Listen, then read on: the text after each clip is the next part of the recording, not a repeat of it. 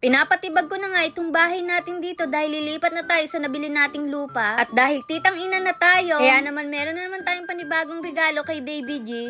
Ngayong araw mga ate, ngayon ko nga lang pala mai-share to sa inyo. Ito na nga yung matagal nyo nang nire-request sa amin. Yung patambakan nga itong bahay natin. Para kapag ka nag-high tide, hindi kagad tayo papasukin ng tubig. Eto mga ate, yung tinambak dito halos isang hollow block lang. Hindi na kasi kakayanin sa side na tayo sa kisame. Pinantay nga lang ito dito sa may kwarto sa baba. At kung mas patataasan ko pa itong tambak, syempre mas lalong malaki yung gagastusin. Dito pa nga lang hindi na talaga biro. Tulad na itong kusina natin, parang 1 taon pa lang yung tiles na yan or 2 taon. Pero ngayon ay babagbagin na ulit. Sayang talaga yung pera pero ganun talaga. Hindi naman kasi namin kaya dati pataasan kagad. Kumbaga nagawa itong bahay namin paunti-unti lang din. Kaya kayo kapag magpapagawa ng bahay, dapat yung nakaabang na or may plano na. Para kapag gagawin na hindi na malaking sisirain. Bali 1 linggo na nga pala yung nakalipas nito. At ngayon ko nga lang na-share sa inyo. Wala nga rin tayong vlog nung nagdaang araw. Dahil medyo busy talaga ang mga person. At ayun nga bumibili lang kami din ng lutong ulam. At syempre mga ate, dahil titang ina na nga tayo, syempre meron na naman tayong regalo kay Baby G.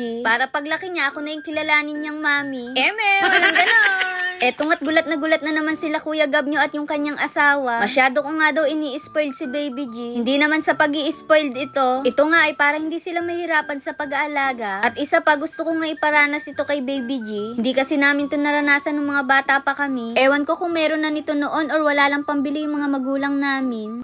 Binigay niya doyan. Sige na. Isip na. Ayun, tingnan mo, gagalit si tatay sa'yo. Maraming tulong kami kasi hindi niya tulong.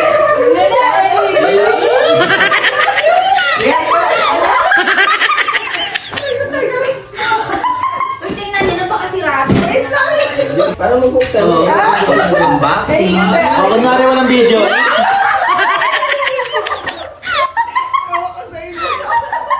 At ayun nga mga ate, napilitan tuloy akong ikis ng hipag ko. Bani tinutukso nga siya ng asawa niya at ni Ate Katnyo na ikis daw ako bilang pasasalamat. Kaso hiyang-hiya nga siya kaya hindi niya magawa. Madami din kasi nagko-comment sa inyo na hindi raw kami hata close nung hipag ko. Abay hindi talaga mga ate. Kaya nga kulang na lang pati sa pag-iri niya kasama kami. Kaso lang ayaw niya kasi daw ibablog ko pa daw siya. At eto na nga mga ate, nabuo na nga pala ni Kuya Gabnyo itong binili kong rocking chair para kay Baby G. Ang ganda kasi neto, para na rin siyang nasa duyan. Safe nga rin siya dito dahil may seatbelt na nga. Ang kagandahan nga dito, hindi mo na nga kailangan pang iguing kagaya nung sa duyan. Tapos meron na nga rin itong pang music. Kasama na rin yung 2 toy dyan sa ibabaw. At syempre meron na rin itong mosquito net.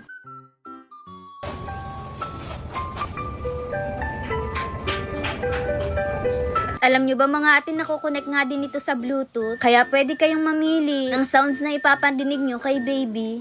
Hindi birong sumulat ng awitin. Kami.